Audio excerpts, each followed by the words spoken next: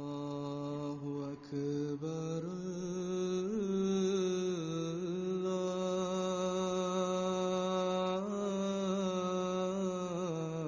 الله أكبر الله أكبر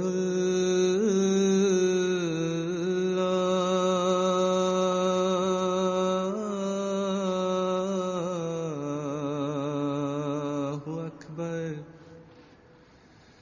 أشهد أن لا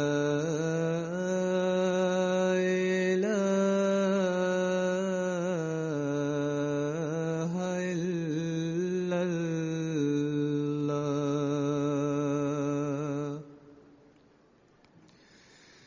أشهد أن لا إله إلا الله أشهد أن محمدًا رسول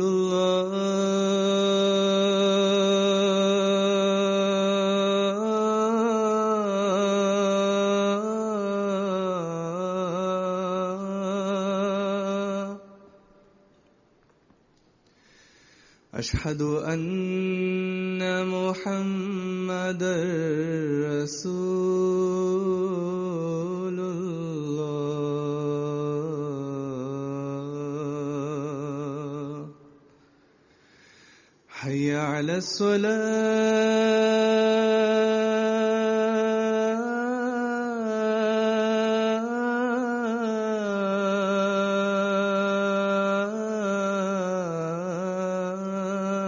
الصلاة حي على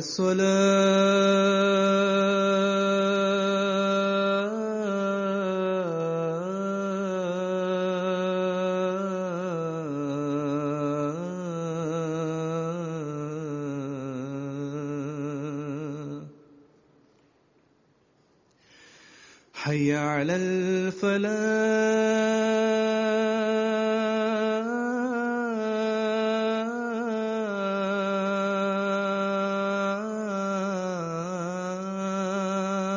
الفلاح حي على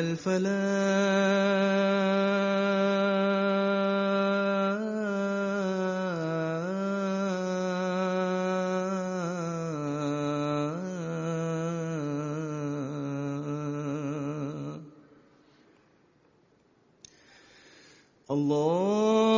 الله أكبر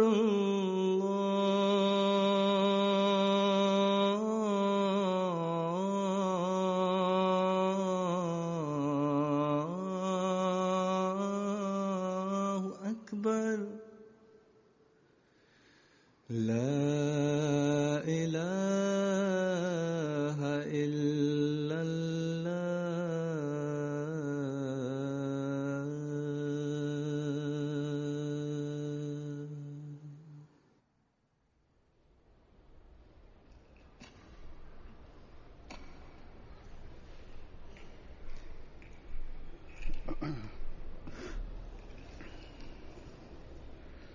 السلام عليكم ورحمة الله وبركاته.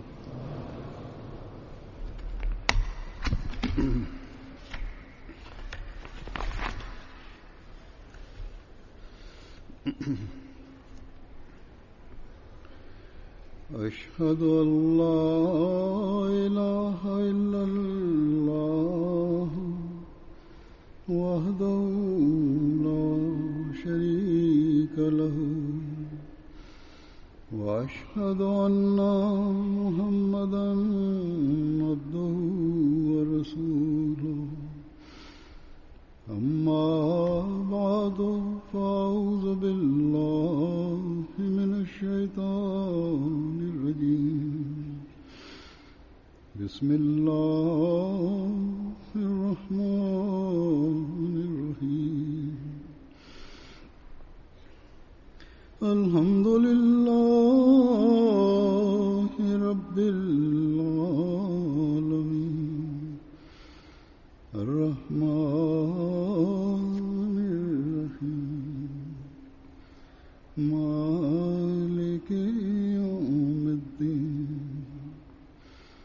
إياك نعبد وإياك نستعين اهدنا الصراط المستقيم صراط الذين أنعمت عليهم غير المغضوب عليهم ولا الضالين.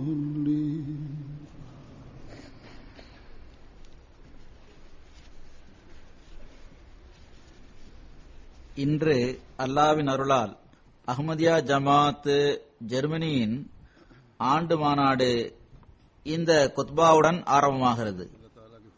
அல்லாவின் அருளால் மாநாட்டிற்கு வருகை தருபவர்களின் எண்ணிக்கையில் ஒவ்வொரு வருடமும் அதிகரிப்பு ஏற்படுகின்றது.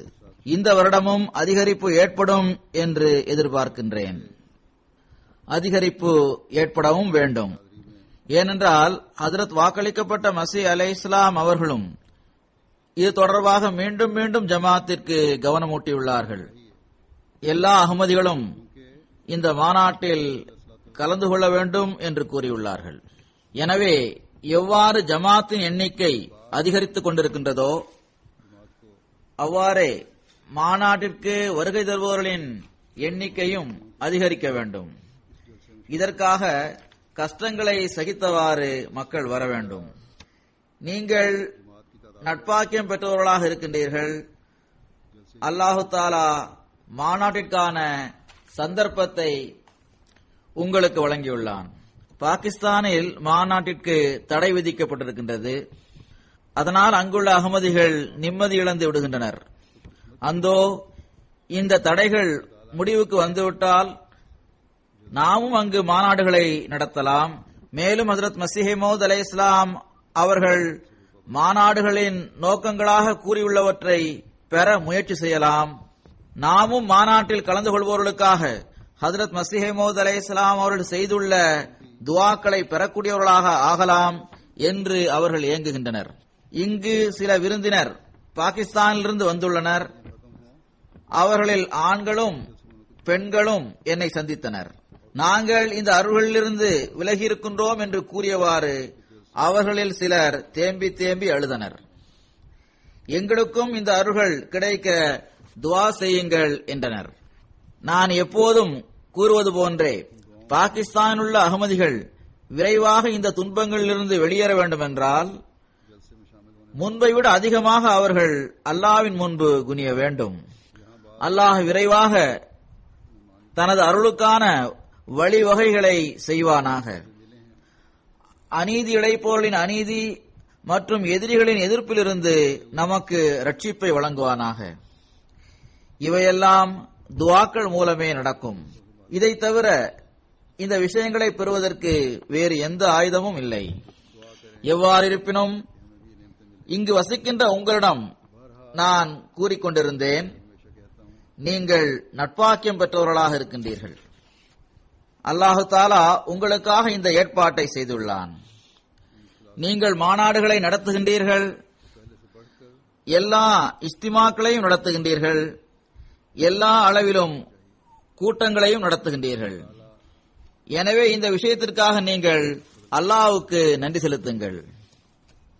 நன்றி செலுத்துவது என்பது மாநாட்டின் நிகழ்ச்சியிலிருந்து நீங்கள் முழுமையாக பயனடைய வேண்டும்.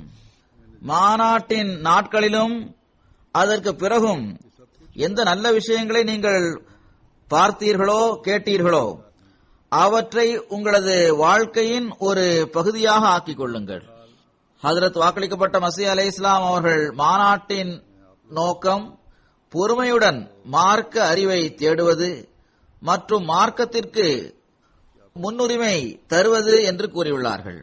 அதாவது மாநாட்டில் கலந்து கொள்கின்ற ஒவ்வொரு நபரும் ஓரளவு கஷ்டங்களையும் துன்பங்களையும் சகித்துக் கொள்ள வேண்டியது வந்தாலும் அதை நாங்கள் சகித்துக் கொள்வோம்.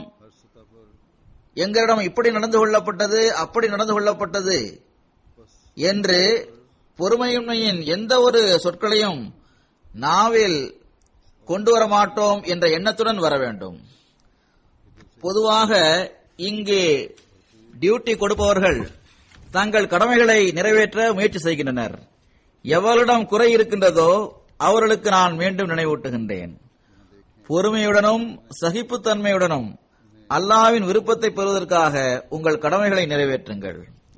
அத்துடன் மாநாட்டில் கலந்து கொள்வோரிடமும் நான் கூறுகின்றேன், இங்கு நீங்கள் மாநாட்டிற்கு வருவது மார்க்கத்தை கற்றுக்கொள்ள வேண்டும், இந்த சுற்றுச்சூழல் மூலம் உங்கள் ஆன்மீக முன்னேற்றத்திற்கான வழிவகைகளை செய்ய வேண்டும் என்ற நோக்கத்திற்காக மட்டுமே இருக்க வேண்டும். பிறகு இந்த ஆன்மீக முன்னேற்றத்தில் உங்களது சந்ததிகளையும் சேர்த்துக் கொள்ளுங்கள். ஹஜ்ரத் மஸீஹ் மவ்ஊத் அலைஹிஸ்ஸலாம் அவர்களது இந்த வேதனையை எப்போதும் உணர்ந்து கொள்ளுங்கள். அவர்கள் கூறுகின்றார்கள், நான் மீண்டும் மீண்டும் கூறுகின்றேன், கண்களை தூய்மையாக வைத்திருங்கள். பௌதிகமான முறையில் அவை எவ்வாறு ஒளிமயமானதாக இருக்கின்றதோ அவ்வாறே ஆன்மீகமான முறையிலும் அவற்றை ஒளிமயமானதாக ஆக்குங்கள். கூறுகின்றார்கள், ஆன்மீக பார்வை கிடைத்து, அதாவது நல்லதையும் தீயதையும் இனங்கண்டு கொள்ள முடிகின்ற போதுதான் மனிதன் உண்மையான பார்வையுடையவன் என்று கூறப்படுகின்றான். பிறகு அவன் நன்மையின் பக்கம் குனிந்துவிட வேண்டும். கூறுகின்றார்கள், உங்கள் உணர்வுகளிலிருந்து விலகி தூய்மையான உள்ளத்தை கொண்டவர்களுக்கே ரட்சிப்பு கிடைக்கின்றது. கூறுகின்றார்கள், உலகின் உணர்வுகளிலிருந்து விலகி தூய்மையான உள்ளத்தை கொண்டவர்களுக்கே ரட்சிப்பு கிடைக்கின்றது. தொடர்ந்து கூறுகின்றார்கள், எதுவரை உள்ளம் பணிவுடன் சஜதா செய்வதில்லையோ அதுவரை வெளிப்படையான சஜதாவின் மீது நம்பிக்கை வைப்பது நிறைவேறாத விருப்பமாகும். எவ்வாறு குர்பானியின் இறைச்சி இறைவன் வரை சென்றடைவதில்லையோ தக்வா மட்டுமே சென்றடைகின்றதோ அவ்வாறே எதுவரை உள்ளத்தின் நிற்றலும் ருக்குவும் சுஜூதும் இருக்காதோ அதுவரை வெளிப்படையான ருக்குவும் சுஜூதும் ஒன்றுமற்றதாகும். தொடர்ந்து அவர்கள் கூறுகின்றார்கள், உள்ளத்தின் நிற்றல் என்பது அவனது கட்டளைகளை பேணியவாறு அதில் நிலைத்து நிற்பதாகும். ருக்கு என்பது அவன் பக்கம் குனிவதாகும். சுஜூத் என்பது அவனுக்காக தன்னை மாய்த்துக் கொள்வதாகும். பிறகு வாக்களிக்கப்பட்ட மஸீஹ் அலைஹிஸ்ஸலாம் அவர்கள் இவ்வாறும் துஆ செய்துள்ளார்கள், இறைவன் எனது இந்த ஜமாத்தை சார்ந்தவர்களின் உள்ளங்களை தூய்மையாக்குவானாக, தனது கருணையின் கைகளை நீளமானதாக ஆக்கி அவர்களது உள்ளங்களை தன் பக்கம் திருப்புவானாக.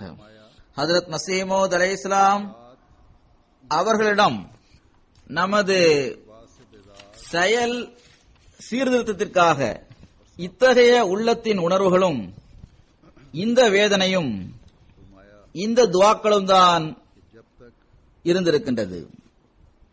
இந்த மாநாட்டின் நோக்கமும் இதே செயல் சீர்திருத்தம் தான். நமக்கு அல்லாஹ் தஆலா இந்த சந்தர்ப்பத்தை வழங்கியுள்ளான். இந்த 3 நாட்களில் நமது செயல் சீர்திருத்தத்திற்காக நாம் ஆய்வு செய்து கொண்டே இருக்க வேண்டும். மேலும் இதன் பக்கம் கவனம் செலுத்த வேண்டும். இந்த தரத்தை நாம் ஒரு கவலையுடன் இதற்காக முயற்சி செய்யும் போதுதான் நிலைநாட்ட முடியும். ஹஜ்ரத் வாக்களிக்கப்பட்ட மஸீஹ் அலைஹிஸ்ஸலாம் அவர்களது ஒவ்வொரு சொல்லும் ஒவ்வொரு வார்த்தையும் வேதனை மிக்கதாகவும் நம்மை அசைக்கக்கூடியவையாகவும் உள்ளன. உங்களது பௌதீக கண்கள் எவ்வாறு ஒளிமயமானதாக இருக்கின்றதோ அவ்வாறு உங்களது ஆன்மீக கண்களை ஒளிமிக்கதாக ஆக்கிக் கொள்ளுங்கள் என்று அவர்கள் கூறுகின்றார்கள். நமது கண்களுக்கு சிறிது துன்பம் நேர்ந்தாலும் அது நம்மை அமைதி இழக்க செய்து விடுகின்றது. உடனடியாக நாம் மருத்துவரிடம் செல்கின்றோம். பார்வை சிறிது மங்கலாக இருந்தாலும் கூட அது நம்மை கவலைக்குள்ளாக்கி விடுகின்றது. இதற்காக நாம் எவ்வளவு சஞ்சலப்படுகின்றோம். நமது பார்வையில் தீய தாக்கத்தை ஏற்படுத்தக்கூடிய ஒவ்வொரு பொருளிலிருந்தும் நாம் நமது கண்களை பாதுகாக்க முயற்சி செய்கின்றோம்.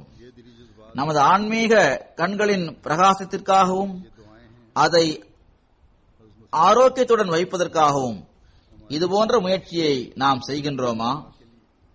இந்த 3 நாட்களில் நாம் இதன் பக்கம் கவனம் செலுத்துவதாக இருந்தாலும் மாநாட்டை விட்டு வெளியில் சென்ற பிறகு நாம் எத்தகைய வேலைகளில் ஈடுபடுகின்றோம் என்றால் அது நமது ஆன்மீகத்தில் எதிர்மறை தாக்கத்தை ஏற்படுத்துகின்றது. எனவே ஆன்மீக கண்களின் ஒளி ஒரு சில நாட்களுக்கு மட்டும் உரியதல்ல. மாறாக இந்த 3 நாட்களும் இந்த ஒளியை நிலைநிறுத்துவதற்குரிய சிகிச்சையாக இது இருக்கின்றது. இந்த சிகிச்சைக்கு பிறகு மீண்டும் முன்னெச்சரிக்கையுடன் நடந்து கொள்ளாமல் இருந்தால் அதனால் ஆன்மீக கண்களின் ஒளியில் தீய தாக்கம் ஏற்படும். எனவேதான் ஹஜ்ரத் மஸீஹ் மவ்ஊத் அலைஹிஸ்ஸலாம் அவர்கள் கூறினார்கள், நல்லதையும் தீயதையும் இனங்கண்டு கொண்டு அதை இனங்கண்டு கொண்ட பிறகு நன்மையின் பக்கம் குனிபவர்தான் உண்மையான பார்வையை உடையவர் என்று அவர்கள் கூறுகின்றார்கள். பிறகு அல்லாஹ் கட்டளையிட்டுள்ள அந்த நற்செயல்களை அவர் செய்ய வேண்டும். அந்த நற்செயல்களில் எங்கு இறைவனை வணங்குவது இருக்கின்றதோ அங்கு இறைவனின் படைப்பினங்களுக்குரிய உரிமையை செலுத்துவதும் இருக்கின்றது. இந்த உரிமையை செலுத்துவதன் ஒரு உதாரணத்தை நான் கூறுகின்றேன். இந்த உரிமையை செலுத்தாததன் காரணமாக ஜமாத்தில் கவலைகள் அதிகரித்து வருகின்றன. இந்த உரிமையை செலுத்தாமல் இருந்ததன் விளைவாக அது குடும்பங்களில் மட்டும் நிம்மதியற்ற நிலைமையை ஏற்படுத்தவில்லை.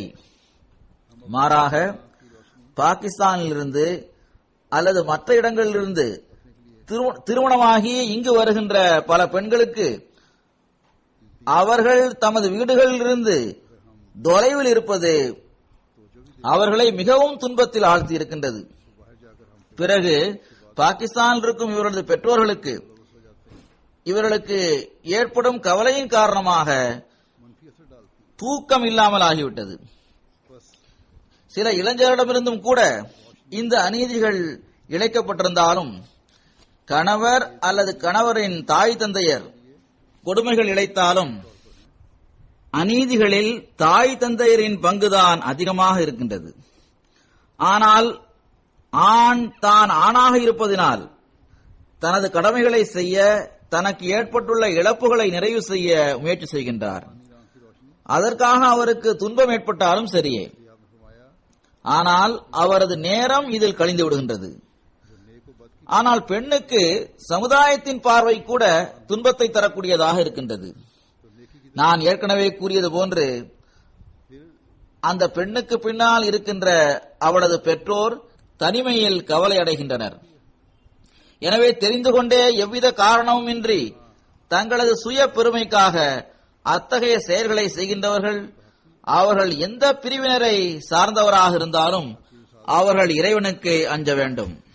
சில நேரங்களில் பொறுப்பாளர் கூட இறைவனுக்கு அஞ்சுவதில்லை. தவறாக ஒரு பிரிவினருக்கு சாதகமாக செயல்பட்டு இந்த அநீதியில் பங்கு பெறுகின்றனர்.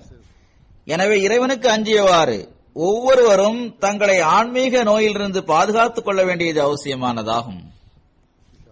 ஹஜ்ரத் மஸீஹ் மவ்ஊத் அலைஹிஸ்ஸலாம் அவர்கள் கூறுகின்றார்கள், உலகின் உணர்வுகளிலிருந்து விலகி தூய உள்ளம் கொண்டவர்களாக இருப்பவர்களுக்கே ரட்சிப்பு கிடைக்கும். இந்த வேதனைமிக்க சொற்களை சிந்தித்து பார்ப்பது அவசியமானதாகும். நமது உள்ளம் உலகின் உணர்வுகளிலிருந்து விடுபட்டிருக்கின்றதா அல்லது உலக உணர்வுகள் நம்மை தனது பிடியில் கொண்டு வந்திருக்கின்றதா? நாம் எல்லா விதமான தீமைகளிலிருந்தும் தவிர்ந்திருக்கின்றோம் என்று நம்மால் கூற முடியுமா? நமது உண்மையான செயலை எவர் அறிந்திருந்தாலும் அறியாமல் இருந்தாலும் அல்லது நாம் என்ன செய்கின்றோம் என்பதை பற்றி யாருக்கும் தெரிந்தாலும் தெரியாவிட்டாலும் இறைவன் நம் முன்னால் இருக்கின்றான், நம்மை பார்த்து கொண்டிருக்கின்றான் என்பதை அறிந்த பிறகும் நாம் நம்மை எல்லாவிதமான அசுத்தங்களிலிருந்தும் மற்றவர்களுக்கு துன்பத்தை கொடுப்பதிலிருந்தும் விலக்கி வைத்தவாறு இறைவனது பார்வையில் நாம் குற்றமற்றவர்களாக இருப்பதற்கு முயற்சி செய்கின்றோமா? நமது உள்ளம் இறைவனுக்குரிய உரிமைகளையும் அவனது படைப்பினங்களுக்குள்ள உரிமைகளையும் செலுத்துவதில் தெளிவாக செயல்படுகின்றதா? அல்லது குறைந்தபட்சம் நாம் நமது உள்ளங்களை தூய்மையாக வைத்திருக்க முயற்சி செய்கின்றோமா? இந்த முயற்சிகளுடன் அல்லாஹ்வுடன் உதவியும் கேட்கின்றோமா? கேட்கவில்லை என்றால் நமது நிலைமை கவலைக்குரியதாகும். நம்முடைய சஜதாக்கள் தாழ்மை மற்றும் பணிவின் சஜதாவாக இருக்கின்றதா? இறைவனது கட்டளைகளை செயல்படுத்துவதற்காக தன்னுடைய எல்லா ஆற்றல்களையும் பயன்படுத்தியவாறு முயற்சி செய்த பிறகு அல்லாஹு தாலாவின் அருளை பெறுவதற்காக அவன் முன்னால் வீழுவதுதான் பணிவின் சஜதாவாகும். அந்த சஜதா அல்லாஹ்வால் ஏற்றுக்கொள்ளப்படுகின்றது. வெளிப்படையான சஜதாக்களின் நிலை குறித்து அல்லாஹ் திருக்குரானில் தெளிவாக கூறிவிட்டான். ஃபவைலுல் லில் முஸல்லீன், வெளிப்படையான சஜதாவை மட்டும் செய்கின்ற தொழுகையாளிகளின் மீது நாசம் என்று கூறுகின்றான். அல்லாஹ் நம்மில் எவரையும் இறைவனின் வெறுப்பிற்கு காரணமாகி அழிவில் விழ விட்டுவிடாமல் இருப்பானாக. ஆனால் இறைவன் தன்னிறைவு பெற்றவனாவான். எப்போதும் அவனுக்கு அஞ்சுவது அவசியமானதாகும். ஹஜ்ரத் மஸீஹ் மவ்ஊத் அலைஹிஸ்ஸலாம் அவர்கள் கூறியிருப்பது போன்று அல்லாஹ்விற்கு விருப்பமான அத்தகைய நிற்றலையும் ருக்குவையும் சஜதாவையும் நாம் செய்ய வேண்டும். அதன் முன்மாதிரிகளை நிலைநாட்டுவதற்காக ஹஜ்ரத் மஸீஹ் மவ்ஊத் அலைஹிஸ்ஸலாம் அவர்கள் வருகை தந்துள்ளார்கள். இந்த நிற்றல், ருக்கு, சஜதா ஆகியவை என்ன என்பதை ஹஜ்ரத் மஸீஹ் மவ்ஊத் அலைஹிஸ்ஸலாம் அவர்கள் விளக்கி கூறியுள்ளார்கள். அவற்றை எவ்வாறு செய்ய வேண்டும் என்றும் கூறுகின்றார்கள். உள்ளத்தின் நிற்றல் என்பது அவனது கட்டளைகளில் நிலைத்து நிற்பதாகும். அல்லாஹ்வின் கட்டளைகளின்படி செயல்பட்டு அது நிலைத்திருக்கும் போது உள்ளம் நின்று விடுகின்றது. அல்லாஹ்வின் கட்டளைகள் என்ன? அது திருக்குரானில் கூறப்பட்டுள்ள கட்டளைகளாகும். அதில் நிற்றல் என்பது அவற்றை வலுவாக பற்றி பிடிப்பதாகும். அது ஒருபோதும் விழக்கூடாது. நீங்களும் விழுந்து விடக்கூடாது. அந்த கட்டளைகள் உங்களை விட்டும் பிரிந்து சென்று விடக்கூடாது. அவற்றின் ஆதரவு உங்களை விட்டுவிட்டு சென்று விடக்கூடாது. ஒருபோதும் அவற்றை அற்பமான பார்வையுடன் பார்க்கவும் கூடாது. உள்ளத்தின் ருக்கு என்பது ஒவ்வொரு விவகாரத்தின் போதும் இறைவன் முன்னால் குனிவதாகும். எந்த ஒரு உலக தொடர்பும் ஊடகமும் இதன் மூலம் நமது பிரச்சனைகள் தீர்ந்துவிடும் என்ற எண்ணத்தை உள்ளத்தில் உருவாக்கிவிடக் கூடாது. பிறகு உள்ளத்தின் சஜதா என்பது என்ன? உள்ளத்தின் சஜதா என்பது தான் ஒன்றுமற்றவன் என கருதி இறைவனிடம் தன்னை மாய்த்துக் கொள்வதாகும். இறைவனின் விருப்பத்தை பெற்றுக் கொள்வதற்காக தனது எல்லாவற்றையும் தியாகம் செய்வதாகும். தனது உணர்வுகளை தியாகம் செய்ய வேண்டும். தனக்கு பிரியமானவர்களை தியாகம் செய்ய வேண்டும். தனது தொடர்புகளை தியாகம் செய்ய வேண்டும். தனது தற்பெருமையை தியாகம் செய்ய வேண்டும். தனது ஆணவத்தை தியாகம் செய்ய வேண்டும். தனது பொய்யான தன்மான உணர்வையும் பொய்யான தற்பெருமையையும் தியாகம் செய்ய வேண்டும்.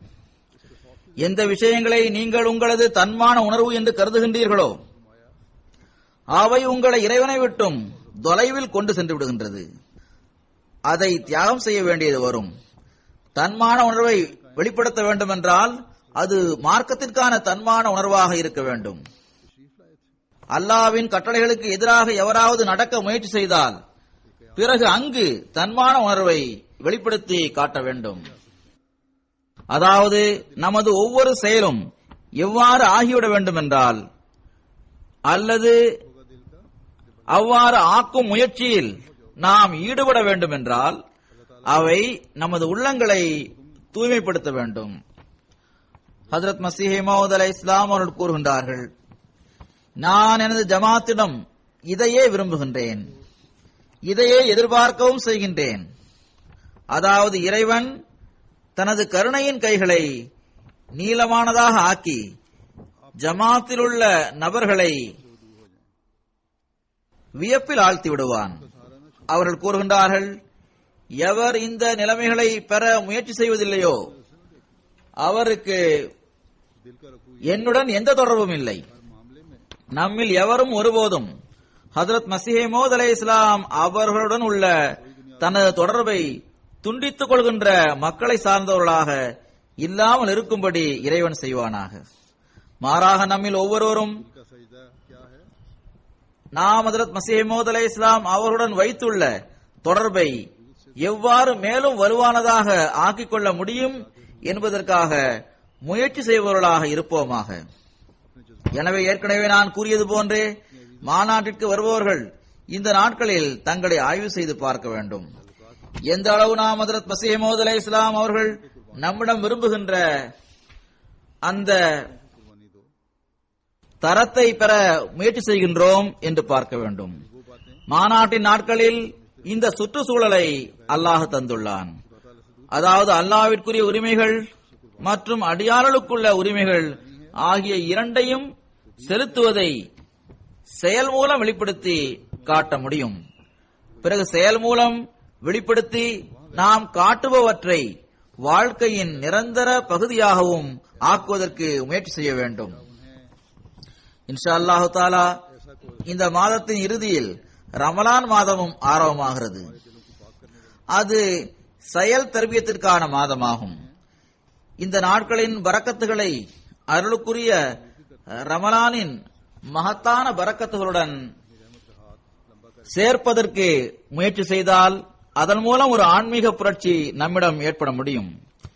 இந்த நியத்துடன் நீங்கள் மாநாட்டிற்கு வரவில்லை என்றால், அல்லது இந்த நாட்கள் உங்களிடம் மாற்றத்தை ஏற்படுத்தக்கூடியவையாக ஆக முடியவில்லை என்றால், அல்லது இதற்காக முயற்சி செய்யவில்லை என்றால், பிறகு இந்த மாநாட்டிற்கு வருவதும் வராமல் இருப்பதும் ஒன்று போலவே இருக்கும். மாறாக சில சமயங்களில் அது இழப்பிற்கும் காரணமாக ஆகிவிடும். இவ்வாறு ஒன்று சேர்வது தடுமாற்றத்திற்கும் காரணமாக ஆகிவிடுகின்றது.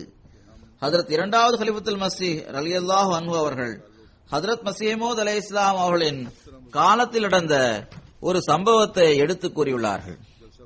ஒரு நபருக்கு அவரது துர்பாக்கிய நிலையின் காரணமாக அவருக்கு ஹஜ்ரத் மஸீஹ் மவ்ஊத் அலைஹிஸ்ஸலாம் அவர்களின் நட்பின் மூலமாக எந்த பலனும் கிடைக்கவில்லை. மாறாக அதற்கு நேர் மாற்றமாக அவர் தனது ஈமானை வீணாக்கிவிட்டு சென்று விட்டார். அதற்கு காரணம் அவரது தற்பெருமையும் அவரது பொய்யான நற்செயலை வெளிப்படுத்தி காட்டுவதும் அவருக்கு தடையாக நின்றன என்று நாம் கூறலாம். சம்பவம் இதுவாகும். ஹஜ்ரத் மஸீஹ் மவ்ஊத் அலைஹிஸ்ஸலாம் அவர்கள் பள்ளிவாசலுக்கு வரும்போது மக்கள் அவர்களுக்கு அருகில் இருப்பதற்கு அதிகமாக முயற்சி செய்து வந்தார்கள். அதன் மூலம் அவர்கள் கூறுவதை கேட்டு பயன்பெற முயன்றனர். ஆன்மீக நிம்மதியை பெற்று அதை அதிகமாக்க முயன்றனர். அதுபோன்ற ஒரு சபையில் ஒரு நபர் வந்தார். வந்ததும் பள்ளியில் ஒரு பக்கம் நின்றவாறு சுன்னத் தொழுகையை தொழ ஆரம்பித்தார். அல்லது பள்ளிக்கு மத்தியில் நின்று அவர் தொழுதார். அவர் எவ்வளவு நீளமாக சுன்னத் தொழ ஆரம்பித்தார் என்றால், எவர்கள் ஹஜ்ரத் மஸீஹ் மவ்ஊத் அலைஹிஸ்ஸலாம் அவர்களுக்கு அருகில் செல்ல விரும்பினரோ அவர்களிடம் நிம்மதியற்ற நிலை தென்பட ஆரம்பித்தது. மற்ற பக்கத்தில் இருந்து வந்த சிலர் அன்னாருக்கு அருகில் செல்ல ஆரம்பித்ததும் இவர்களும் தைரியத்துடன் முன்னே செல்ல ஆரம்பித்தனர். சிலர் வேகமாக முன்னால் வந்த போது ஒருவரது கை முட்டு சுன்னத் தொழுகின்ற இந்த நபர் மீது பட்டுவிட்டது. இவ்வாறு நடந்தவுடன் அந்த நபர், இவர் நல்ல நபியாகவும் வாக்களிக்கப்பட்ட மசீஹாகவும் இருக்கின்றார், இவரது சபையில் உள்ள மக்கள் தொழுகின்றவர்கள் மீது மோதுகின்றனர் என்று கூறியவாறு அவர் மிகவும் வெறுப்படைந்தார். பிறகு முர்த்ததாகி அங்கிருந்து சென்று விட்டார். இது அவரது துர்பாக்கிய நிலையாகும். அந்த சபைதான் மக்களது ஈமானை அதிகரிக்கவும் செய்திருக்கின்றது, ஈமானின் முன்னேற்றத்திற்கு காரணமாக இருந்தது. ஆனால் அது அந்த நபரின் தடுமாற்றத்திற்கு காரணமாக ஆகிவிட்டது. அவரது இந்த செயல் அவரது ருக்கூம் சுஜூதும் வெளிவேஷம்தான் என்பதை தெளிவுபடுத்தி காட்டிவிட்டது. அல்லாஹ்வால் அனுப்பப்பட்டவரது சபையில் இறங்கியுள்ள புத்தம்புது உணவு தட்டும் ஆன்மீக கருவூலங்களும் பங்கிட்டு வழங்கப்படும் போது அவற்றை விட்டுவிட்டு அங்கு அந்த நபர் தனது தொழுகைகளை பிறருக்கு காட்ட ஆரம்பித்து விட்டார். இந்த அவரது செயல் அவரது ஈமானை வீணாக்கிவிட்டது. எனவே இப்போது ஹஜ்ரத் மஸீஹ் மவ்ஊத் அலைஹிஸ்ஸலாம் அவர்களின் சபைகள் இல்லாமல் இருந்தாலும் அவர்களின் போதனைகளின் ஒளியில் இந்த விஷயங்கள் தான் நடக்கின்றன. திருக்குர்ஆனின் விளக்க உரைகள் அதில் எடுத்து கூறப்படுகின்றது. ஹஜ்ரத் நபிகள் நாயகம் ஸல்லல்லாஹு அலைஹி வஸல்லம் அவர்களது முன்மாதிரியின் ஒளியில் தர்பியத்தின் பக்கம் கவனமூட்டப்படுகின்றது. இதற்கான குறிப்பான நிகழ்ச்சிகள் நடந்தன. தொழுகையும் இருந்தது, தஹஜ்ஜுத் தொழுகையும் இருந்தது.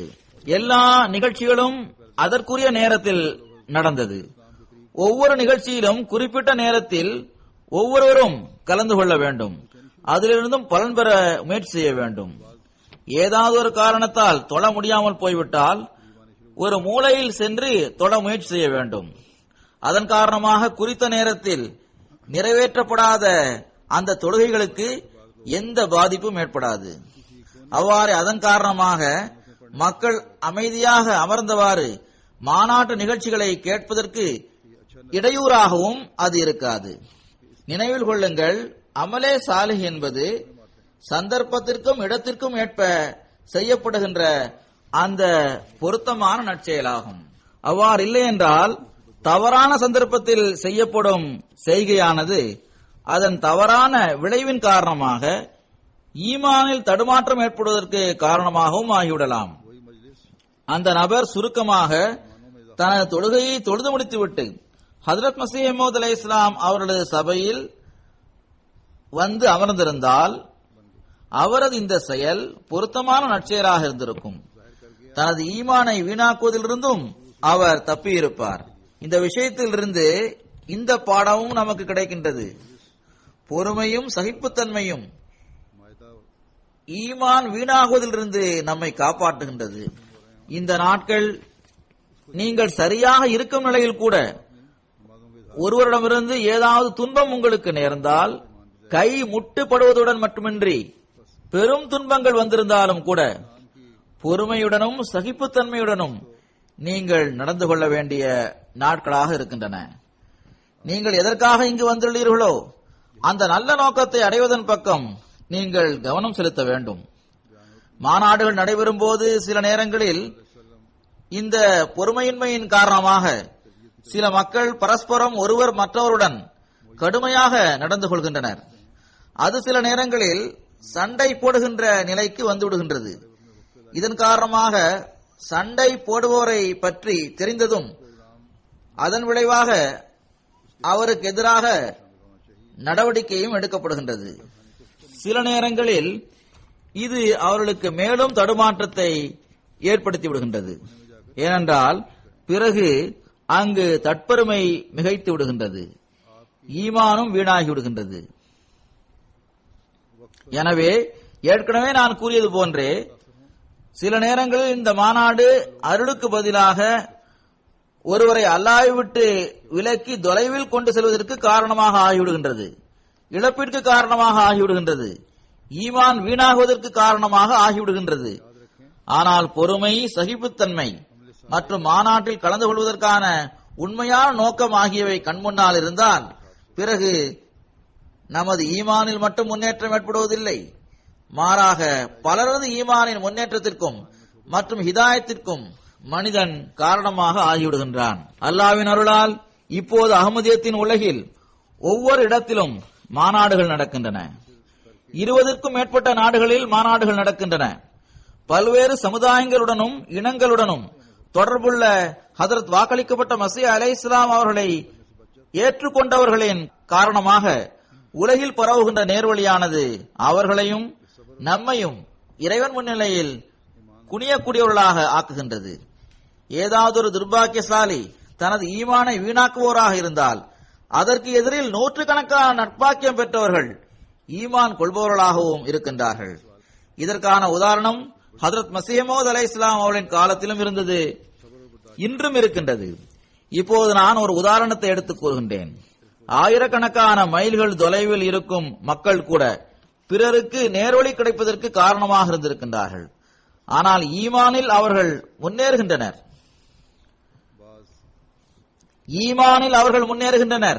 அவர்களில் பெரும்பாலார் காலத்தின் கலீஃபாவை கூட பார்த்திருக்க மாட்டார்கள்.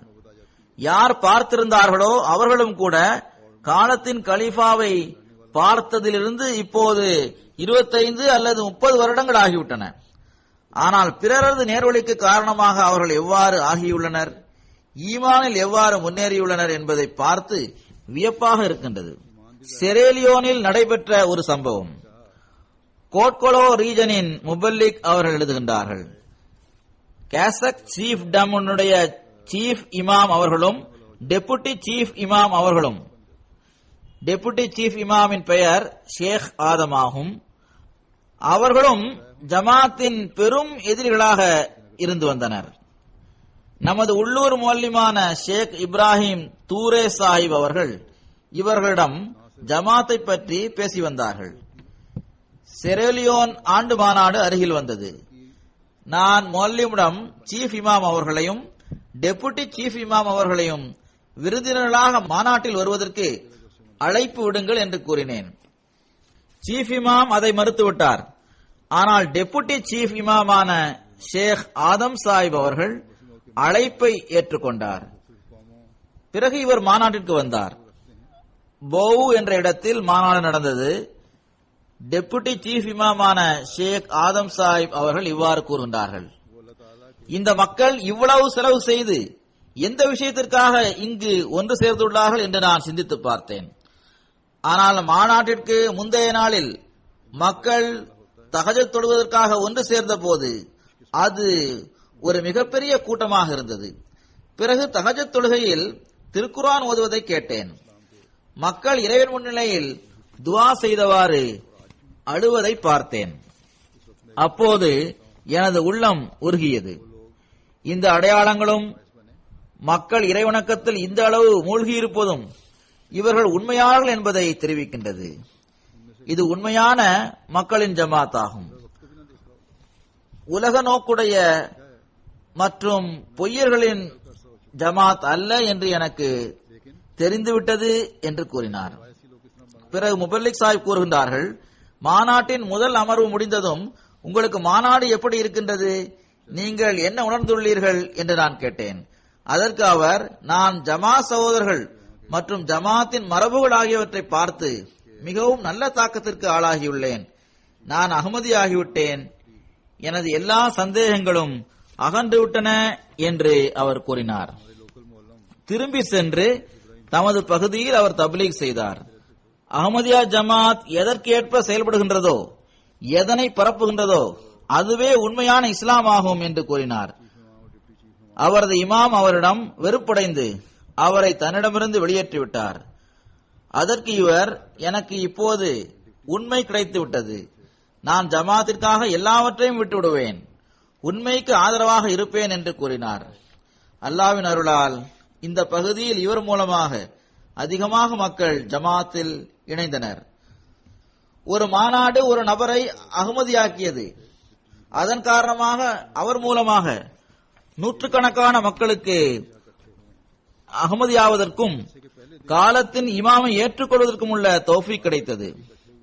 ஷேக் ஆதம் சாஹிப் அவர்கள் மாநாட்டின் காரணமாக அகமதியானதால் அவர் தனது பெயருடன் ஜல்சசாலனாவையும் சேர்த்து ஷேக் ஆதம் ஜல்சசாலனா என்று வைத்துள்ளார். எனவே மாநாடு பல ஆதம்களை உருவாக்குகின்றது. இறைவன் இவரது நிலைமைகளில் மாற்றத்தை உருவாக்கி புதிய வானத்தையும் புதிய பூமியையும் உருவாக்குகின்றான். நாமும் கவலைப்பட வேண்டும். நம்மில் பெரும்பாலார் பிறப்பால் அகமதியாக இருக்கின்றனர். அவர்கள் தங்கள் நிலைமைகளை சரி செய்ய வேண்டும். இப்போது பல அசைலம் சீக்கர்ஸும் வருகின்றனர். அவர்கள் உலகை சம்பாதிப்பதற்காகவும் உலக நோக்கத்திற்காகவும் வந்துள்ளனர் என்று எவரும் கருத வேண்டாம். அவர்கள் ஜமாத்திற்கு இருக்கும் எதிர்ப்பின் காரணமாக பாகிஸ்தானிலிருந்து வந்துள்ளனர். பிறகு அவர்கள் ஜமாத்தின் தூதுவராக இருந்து தனது பங்கை செலுத்த வேண்டும். ஜமாத்தின் உண்மையான போதனைகளை தங்கள் செயல் மூலம் அவர்கள் வெளிப்படுத்தி காட்ட வேண்டும். உலகை வேண்டுமானால் சம்பாதித்துக் கொள்ளுங்கள், ஆனால் உலகில் மூழ்குவதற்கு பகரமாக தனது ஆன்மீகத்தின் பக்கம் கவனம் செலுத்துங்கள். எவ்வாறு இருப்பினும் இவை ஆண்டு மாநாட்டின் பரக்கத்துகளாகும். அது உலகில் வெளிப்பட்டுக் கொண்டே இருக்கின்றது. அகமதியத்தின் உலகில் இப்போது நன்மைகளில் முன்னேறி செல்வதற்கான ஒரு ஓட்டம் இருந்து வருகின்றது. இந்த ஓட்டத்தில் பின்தங்கி விடாமல் இருக்க நீங்களும் முயற்சி செய்யுங்கள். ஒரு காலத்தில் நகரங்களுக்கிடையில் போட்டி நடைபெற்றது. இப்போது நாடுகளுக்கிடையில் போட்டி நடக்கின்றது. அல்லாஹ்வால் அனுப்பப்பட்டவரது வேதனை புரிந்து கொண்டவாறு தங்களது நிலைமைகளில் மாற்றங்களை உருவாக்க முயற்சி செய்பவர்களே அல்லாஹ்வின் நெருக்கத்தை பெறக்கூடியவர்களாக இருக்கின்றனர். இங்கு நான் சில விஷயங்களை பணியில் இருப்பவர்களுக்கு, அதாவது குறிப்பாக விருந்தோம்பல் செய்கின்ற பணியில் இருப்பவர்களுக்கு கூற விரும்புகின்றேன். நினைவில் கொள்ளுங்கள், ஹஜரத் வாக்களிக்கப்பட்ட மஸீஹ் அலைஹிஸ்ஸலாம் அவர்களுக்கு வஸ்ஸிஹ் மக்கானக, உமது வீட்டை விரிவுபடுத்துவீராக என்ற இறை அறிவிப்பு வந்தபோது ஏற்கனவே அதிக எண்ணிக்கையில் அவர்களிடம் வந்த விருந்தினர்களுக்கு அவரவரது தேவைகளுக்கு ஏற்ப அதை கருத்தில் கொண்டவாறு அன்னார் விருந்தோம்பல் செய்து வந்தது மேலும் அதிகரித்தது. இந்த இல்ஹாம் அவர்கள் வாதம் செய்த ஆரம்ப நாட்களிலும் இறங்கியது. பிறகு பலமுறை இந்த இல்ஹாம் இறங்கியிருக்கின்றது. அவர்களது இறுதி நாள் வரை இந்த இல்ஹாம் பல வடிவத்தில் இறங்கியிருக்கின்றது. எனவே வஸ்ஸிஹ் மக்கானக, உமது வீட்டை விரிவுபடுத்துவீராக என்ற தூது செய்தி அவர்களை ஏற்றுக்கொண்டவர்களுக்கும் வழங்கப்பட்டிருக்கின்றது. இது அந்த சமயத்தில் அவருடன் பணிபுரிந்து வந்த பணியாளர்களுக்கும் பொருந்தும். வீட்டை விரிவுபடுத்துவது விருந்தோம்பல் அதிகமாக செய்வதற்கு காரணமாக இருக்கின்றது. இங்கும் ஜெர்மனியில் ஏற்பட்டுள்ள இந்த விரிவாக்கம் மூலம் பள்ளிவாசல்கள் கட்டப்பட்டு வருகின்றன. புதிய பிரச்சார நிலையங்கள் உருவாகியுள்ளது. இதன் விளைவாக இங்கு விருந்தோம்பல் செய்வதிலும் அதிகரிப்பு ஏற்பட்டுக் கொண்டே இருக்கும். எனவே அல்லாஹு தாலா பணி செய்கின்ற நீங்கள், வாக்களிக்கப்பட்ட மசீஹை ஏற்றுள்ள நீங்கள் சோர்வடைந்து விடக்கூடாது என்று கூறுகின்றான். ஹதரத் வாக்களிக்கப்பட்ட மஸீஹ் அலைஹிஸ்ஸலாம் அவர்கள் ஆரம்பம் தொட்டே தாராளமாக வழங்குகின்ற உள்ளத்தை உடையவராக இருந்தார்கள். விருந்தினர்களின் வருகை தொடர்பாக அல்லாஹ் அவர்களிடம், விருந்தினர்களின் வருகையால் நீர் சோர்வடைந்து விட வேண்டாம், கவலையடையவும் வேண்டாம். இந்த இல்ஹாமை நான் எனது சொற்களில் கூறியுள்ளேன். அதன் கருத்து இதுதான்: நீர் சோர்வடைந்து விடவும் வேண்டாம், கவலையடையவும் வேண்டாம். இந்த இல்ஹாம் அவர்களுடன் பணியில் இருந்தவர்களுக்கும் பொருந்தும். அவர்களிடம் அல்லாஹ் தாலா விருந்தோம்பல் செய்கின்ற பணியை ஒப்படைத்திருந்தான். அவர்கள் அன்னாருடைய காலத்திலும் இருந்தனர், அவர்களுக்கு பிறகுள்ள காலகட்டத்திலும் இருந்து வருகின்றனர். அவர்களுக்கு பரக்கத்துகளை பெற்றுக்கொள்வதற்கான சந்தர்ப்பமாகும் இது. எனவே இந்த தொண்டு புரிபவர்களுக்கு வஸ்ஸிஹ் மக்கானக, உமது வீட்டை விரிவுபடுத்துவீராக என்ற அல்லாஹ்வின் கட்டளையை இன்றும் நிறைவேற்றுவதற்காக தங்களது உள்ளங்களையும் விருந்தினர்களுக்காக அவர்கள் விரிவுபடுத்த வேண்டும். லங்கர்கானா அவர்களது முக்கிய பணிகளில் ஒரு பணியாகும். இன்றும் காலத்தின் கலீஃபா இருக்கின்ற இடங்களில் வருபவர்கள் காலத்தின் கலீஃபாவின் அருகாமையில் இருக்க வேண்டும், சில நாட்களை கலீஃபாவின் அருகில் கழிக்க வேண்டும் என்று விரும்புகின்றனர். எனவே இந்த நாட்களில் விருந்தினரை குறிப்பாக கவனத்தில் கொள்ள வேண்டும். மாநாட்டின் போது மட்டுமல்லாமல் பொதுவான நிலைமைகளிலும் கூட விருந்தோம்பல் செய்ய வேண்டும். திருக்குர்ஆன் நமக்கு ஹஜரத் இப்ராஹிம் அலைஹிஸ்ஸலாம் அவர்களது விருந்தோம்பல் பற்றிய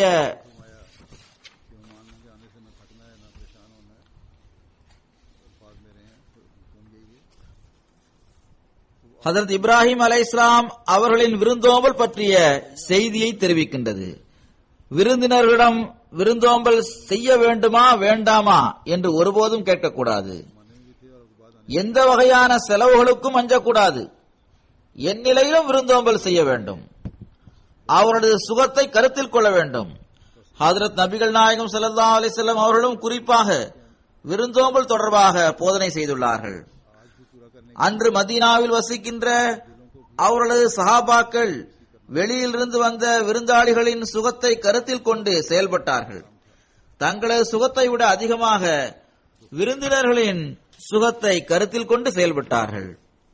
அவர்களுக்கு இருந்த சக்திக்கு அதிகமாக அவர்கள் விருந்தினர்களை உபசரித்துள்ளார்கள் என்பது தெரிய வரும்போது பெருமானார் ஸல்லல்லாஹு அலைஹி வஸல்லம் அவர்களது முகம் மகிழ்ச்சியால் பிரகாசமாக காணப்பட்டது. ஹஜரத் வாக்களிக்கப்பட்ட மஸீஹ் அலைஹிஸ்ஸலாம் அவர்களது முன்மாதிரியும் நம் முன்னால் இருக்கின்றது. லங்கர்கானாவில் பணியில் இருந்தவர்களிடம் வெறுப்படைந்து சென்றுவிட்ட விருந்தினர்களுக்கு பின்னால் அவர்கள் வெகு தூரம் வரை சென்றார்கள். அவர்களை திரும்பவும் அழைத்து வந்தார்கள். பிறகு அவர்களது பொருட்களை தாமே குதிரை வண்டியில் இருந்து இறக்க ஆரம்பித்தார்கள். பணியில் இருந்தவர்கள் முன்னால் வந்து பொருள்களை வாங்கினர். இவற்றையெல்லாம் அவர்கள் செய்ததன் மூலமாக ஒருபுறம் அவர்கள் விருந்தோம்பலின் உயர்வான தரத்தை நிலைநாட்டினார்கள், மறுபுறம் தன்னை ஏற்றுக்கொண்டவர்களுக்கு அதை கற்றுக் கொடுக்கவும் விரும்பினார்கள். இந்த விஷயங்கள் நாம் படிப்பதற்கும் கேட்பதற்கும் இன்பமடைவதற்கும் மட்டும் உரியவை அல்ல, மாறாக இவை செயல்படுத்துவதற்கு உரியவையாகும். ஹஜ்ரத் மஸீஹ் மவ்ஊத் அலைஹிஸ்ஸலாம் அவர்களுக்கு அல்லாஹ் தஆலா ஏற்கனவே நான் கூறியிருந்தது போன்றே ஜமாத் நிறுவப்படுவதற்கு முன்பே வஸீஹ் மகானக்க, வீட்டை விரிவுபடுத்துவீராக என்ற செய்தியை கூறியிருந்தான். மக்களின் வருகை பற்றிய செய்தியை கூறியிருந்தான். ஆனால் பிறகு மீண்டும் மீண்டும் இந்த இல்ஹாம் அவர்களுக்கு இறங்கியது. அவர்களது இறுதி நாள் வரை அவர்களுக்கு இந்த இல்ஹாம் வந்து கொண்டிருந்தது. 1907ஆம் ஆண்டும் இந்த இல்ஹாம் இறங்கியது. ஏனென்றால் அவர்களுக்கு பிறகு அவர்களது ஜமாத் இந்த இல்ஹாமின் முக்கியத்துவத்தை புரிந்து கொள்ள வேண்டும். எனவே இங்குள்ள மாநாட்டு அமைப்பாளர்களுக்கு நான் கவனமூட்ட விரும்புகின்றேன். விருந்தோம்பலின் முக்கியத்துவத்தை நீங்கள் புரிந்து கொள்ளுங்கள். விருந்தோம்பல் இங்கு மாநாட்டின் நாட்களில் செய்யப்படுகின்றது. 30,000 அல்லது 32,000 பேருக்கு உணவு சமைக்க வேண்டும், அவர்களுக்கு உணவு வழங்க வேண்டும். இதனால் ஒரு சமயத்தில் ஒரு குழம்புதான் இருக்கும், அத்துடன் ரொட்டி இருக்கும். ஒவ்வொரு நபர் வரை இந்த உணவு சென்றடைந்ததா என்பதை கருத்தில் கொள்ள வேண்டும். ஒவ்வொருவருக்கும் அவர்களது தேவைக்கேற்ப அது கிடைக்க வேண்டும். கண்ணியத்துடன் அவர்களுக்கு உணவு கொடுக்கப்பட வேண்டும். அங்கு உணவு வீணாகாமல் முன்னெச்சரிக்கையுடன் நடந்து கொள்ள வேண்டும். ஆனால் உணவு வீணாகாமல் இருக்க வேண்டும் என்பதற்கு இதுவும் பொருள் அல்ல. அதாவது இந்த வெப்ப காலத்தில் ஒரு நேரத்தில் எஞ்சியிருந்த உணவை அதற்கு அடுத்த நேரத்திலும் வழங்கி மக்களை நோயாளிகளாக ஆக்குவது என்பது இதன் பொருள் அல்ல. இரண்டாவதாக, பொதுவான நாட்களிலும் விருந்தோம்பல் செய்யப்படுகின்றது. இந்த பொதுவான நாட்களில் செய்யப்படும் விருந்தோம்பலுக்காக ஹஜ்ரத் மஸீஹ் மவ்ஊத் அலைஹிஸ்ஸலாம் அவர்கள் விருந்தினரின் ஒவ்வொரு தேவையையும் அவரது இயல்புக்கு ஏற்ப நிறைவேற்ற முயற்சி செய்து வந்தார்கள். எனவே விருந்தோம்பலுடன் தொடர்புடைய அமைப்பிற்கு இதன் பக்கம் கவனம் செலுத்த வேண்டியது அவசியமானதாகும். ஒருவருக்கு உணவு வழங்குவதன் மூலம் விருந்தோம்பலின் உரிமை நிறைவேறிவிடாது, மாறாக விருந்தினர்களுக்கு தொண்டு புரிவதன் உரிமையை செலுத்தவே முடியாது. அகமதி அல்லாத மற்ற விருந்தினர்கள் பலரும் நமது நிகழ்ச்சிகளில் கலந்து கொள்கின்றனர். உலகின் பல்வேறு இடங்களில் நாம் செய்கின்ற விருந்தோம்பல் அவர்கள் மீது அதிகமான தாக்கத்தை ஏற்படுத்தி இருக்கின்றது. இதை பற்றி அவர்கள் கூறியுள்ளனர். ஜெர்மனி ஜமாத் அல்லாஹ்வின் அருளால் பள்ளிவாசல்களை கட்டுகின்றது. பள்ளிவாசல்களில் நடைபெறும் நிகழ்ச்சிகளில் அகமதி அல்லாத மற்ற விருந்தினர்களும் வருகின்றனர். அவர்களுக்கு விருந்தோம்பல் செய்யப்படுகின்றது. பெரும்பாலான இடங்களில் தேநீர் போன்றவை தரப்படுகின்றது. இந்த வகையில் சிறப்பான ஏற்பாடு இருக்கின்றது. ஆனால் உட்கார்வதற்கான ஏற்பாடு எனது பார்வையில் சரியாக இல்லை. இங்குள்ள மக்களுக்கு பெஞ்சில் அமரும் பழக்கம் இருக்கின்றது என்று கூறுகின்றனர். இதன் காரணமாக மரத்தால் ஆன பெஞ்ச் வைக்கப்படுகின்றது. நல்ல கண்ணியமிக்க மக்கள் அதில் அமர்கின்றனர். அவர்களுக்கு இந்த பழக்கம் இருந்தாலும் கூட நமது விருந்தோம்பலின் தரம் உயர்வானதாக இருக்க வேண்டும். இது பழக்கமாக இருக்கின்றது என்றால் இங்குள்ள நீங்களும் இதே பழக்கத்தை கடைபிடிக்க வேண்டும். நாற்காலிகள் வைக்கப்பட்டுள்ள இடத்தில் பெஞ்ச் வைக்க வேண்டும். தங்களுக்குள்ள தரம் வேறானதாகவும் விருந்தினர்களுக்கான தரம் வேறானதாகவும் இருக்கின்றது. இதற்கு இவ்வாறும் பொருள் கொள்ள வேண்டாம். அதாவது இனிவரும் வருடங்களில் மொத்தத்தில் நாற்காலிகள் எல்லாவற்றையும் எடுத்துவிட்டு பெஞ்சுகளை போட ஆரம்பித்து விடாதீர்கள். நான் கூற வந்ததன் கருத்து, பெஞ்ச் போடப்பட்டுள்ள இடங்களில் நமது தரம் உயர வேண்டும். அங்கு நாற்காலிகள் தான் போடப்பட வேண்டும். அப்சர் சாஹிப் ஜல்சா சால்னா அவர்கள் உடனடியாக தங்கள் பட்ஜெட்டை குறைக்க முயற்சி செய்வார்கள். எந்நிலையிலும் கண்ணியமான முறையில் விருந்தினர்களை அமர வைப்பதற்கான ஏற்பாடு இருக்க வேண்டும். நமது விருந்தோம்பலின் உயர்வான தரம் நமக்கு தென்பட வேண்டும். அதற்கான போதனை நமக்கு வழங்கப்பட்டுள்ளது. தேநீர் போன்றவற்றை பற்றி நான் குறிப்பிட்டேன். சிறிய அளவில் ரெஃப்ரெஷ்மெண்ட் வழங்கப்படுகின்றது. அங்குள்ள நிலைமைக்கேற்ப அது போதுமானதாகும். ஆனால் இதிலும் இந்த விஷயத்தை கருத்தில் கொள்ள வேண்டும். சத்தம் எதிரொலிக்கின்றது, இதை சரி செய்யுங்கள். இங்குள்ள மக்களுக்கு விருப்பமானது எது என்பதை பார்க்க வேண்டும். ஆனால் உணவிற்கான விருந்துக்கு அழைப்பு கொடுக்கப்பட்டு அகமதி அல்லாத மற்ற விருந்தினர்கள் அழைக்கப்பட்டிருந்தால் பிறகு இவர்களின் இயல்புக்கேற்ப உணவு கொடுக்கப்பட வேண்டும். காரம் குறைவாக இருக்கின்ற உணவு கொடுக்கப்பட வேண்டும். அவர்கள் விரும்புகின்ற உணவு கொடுக்கப்பட வேண்டும். இவர்களது இயல்புக்கேற்ப இருக்கின்ற ஹலாலான தூய உணவை நாம் தயார் செய்யலாம். சில நாட்களுக்கு முன்பு முனிச்சில் பள்ளிவாசல் திறந்து வைக்கப்பட்டது. அங்கு பாராளுமன்ற உறுப்பினர்களும் இருந்தனர். என்னுடன் டிஸ்ட்ரிக்ட் கவர்னரும் மேயரும் இருந்தனர். பல்வேறு நிலையிலுள்ள மக்களும் இருந்தனர். அவர்களுக்கான உணவு மற்றவர்களை விட ஓரளவு சிறப்பாக இருந்தது. ஆனால் பொதுவாக அதிகமான ஜெர்மன் மக்களும் அங்கு வந்திருந்தனர். ஏறக்குறைய 250 அல்லது 300 பேர்கள் வந்திருந்தனர். நல்ல எண்ணிக்கையில் அவர்கள் வந்திருந்தனர். அவர்கள் கண்ணியத்திற்குரியவர்களாக இருந்தனர். அவர்களுக்கு ஏற்பாடு செய்யப்பட்டிருந்த உணவு எனக்கு தென்பட்டது. எப்படியோ சமாளித்துக் கொண்டு செல்ல வேண்டும் என்று முயற்சி செய்துள்ளனர் என்றே தெரிகிறது. சில மக்கள் உணவு சாப்பிடவே இல்லை. ஒரு ஃபங்க்ஷன் நடக்கின்றது. அதில் கண்ணியத்திற்குரிய மக்கள் அழைக்கப்படுகின்றனர். காலத்தின் கலீஃபா இருக்கின்றார்கள் என்பதற்காகவும் மக்கள் அங்கு வருகின்றனர். அவர்களது விருந்தோம்பலுக்கான உரிமையை நிறைவேற்றுங்கள். உள்ளூர் ஜமாத் செலவு செய்ய முடியவில்லை என்றால் பிறகு நாட்டின் தலைமையகத்தின் பொறுப்பாக இது இருக்கின்றது. அவர்கள் விருந்தோம்பல் செய்ய வேண்டும். ஃபங்க்ஷன் மிகவும் நன்றாக இருந்தது. மக்கள் அதிகமாக வந்திருந்தனர். இடமும் நன்றாக இருந்தது. இவர்கள் ஏற்பாடு செய்திருந்த ஹாலும் நன்றாக இருந்தது. இது பற்றிய விவரங்களை நான் பிறகு கூறுவேன். எவ்வாறு இருப்பினும் என்ன குறைகள் இருந்தனவோ அதன் பக்கமும் கவனம் செலுத்துவது அவசியமானதாகும். அவ்வாறு இல்லை என்றால் பிறகு இதுவே நமக்கு பழக்கமாகிவிடும். பிறகு இதையும் ஞாபகத்தில் வையுங்கள். நான் இங்கு உள்ளேன் என்பதால் எந்த விருந்தாளிகள் குறிப்பாக இந்த நாட்களில் வருகின்றார்களோ அவர்களுக்கு விருந்தோம்பல் செய்வது உங்கள் மீது கடமையாகும். நிரந்தரமாக விருந்தோம்பல் செய்வது விருந்தோம்பல் செய்கின்ற டீமின் பொறுப்பாகும். எந்தெந்த நகரங்களில் நான் செல்கின்றேனோ அங்குள்ள உள்ளூர் மக்களின் கடமையாக இது இருக்கின்றது. விருந்தினர்கள் சுமையாக உள்ளனர் என்று எவ்வகையிலும் எதையும் வெளிப்படுத்தி காட்டாமல் விருந்தோம்பல் செய்யப்பட வேண்டும். எந்த வகையிலாவது பிறரது உணர்வை காயப்படுத்துகின்ற நிலைமை ஏற்பட்டால் அதிலிருந்து தவிர்ந்திருக்க முயற்சி செய்ய வேண்டும். அல்லாஹு தாலா சதக்கா கொடுத்துவிட்டு தான் செய்த உபகாரத்தை பிறரிடம் சொல்லிக் காட்டுவதை மிகவும் வெறுத்துள்ளான். ஒருவருக்கு உதவி செய்துவிட்டு தான் செய்த உபகாரத்தை சொல்லிக் காட்டுவதை விட பிறருக்கு துன்பத்தை ஏற்படுத்தக்கூடிய சொற்களை கூறுவதை விட நல்ல விஷயங்கள் கூறுவது சிறந்ததாகும் என்று கூறுகின்றான். விருந்தோம்பல் செய்வது விருந்தினரின் உரிமையாகும்.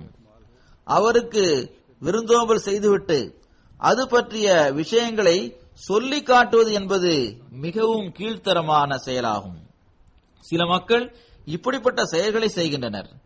எதுவரை இந்த செயலை செய்கின்றனர் என்றால் என்னுடன் வந்திருப்பவர்களிடமும் கூட அவர்களது உணர்வுகளை காயப்படுத்துகின்ற விஷயங்களை இவர்கள் கூறுகின்றனர். இப்போது நான் சைகையாகத்தான் சம்பந்தப்பட்டவர்களுக்கு இது பற்றி தெரிவித்துள்ளேன். ஆனால் தேவை ஏற்பட்டால் இதை தெளிவாக திறந்து எடுத்து கூறிவிடுவேன். அதற்கு தேவை ஏற்படாமல் அல்லாஹ் செய்வானாக.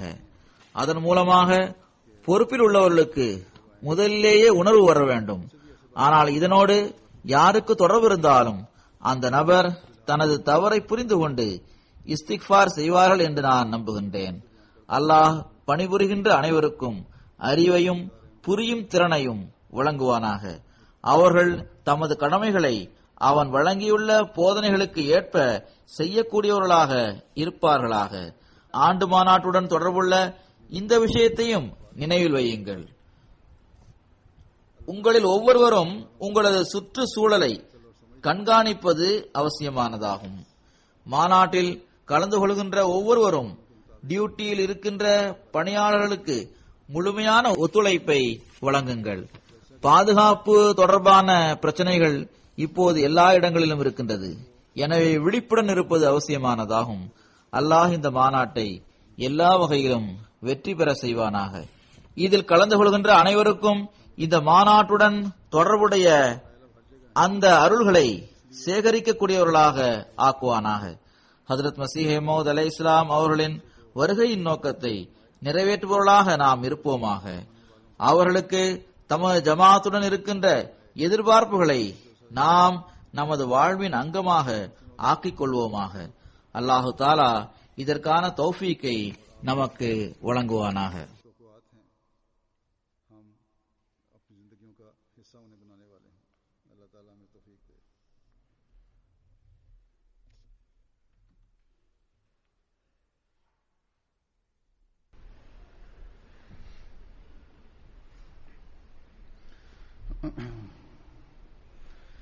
الحمد لله نحمده ونستعينه ونستغفره ونؤمن به ونتوكل عليه ونعوذ بالله من شرور أنفسنا ومن سيئات أعمالنا من يهده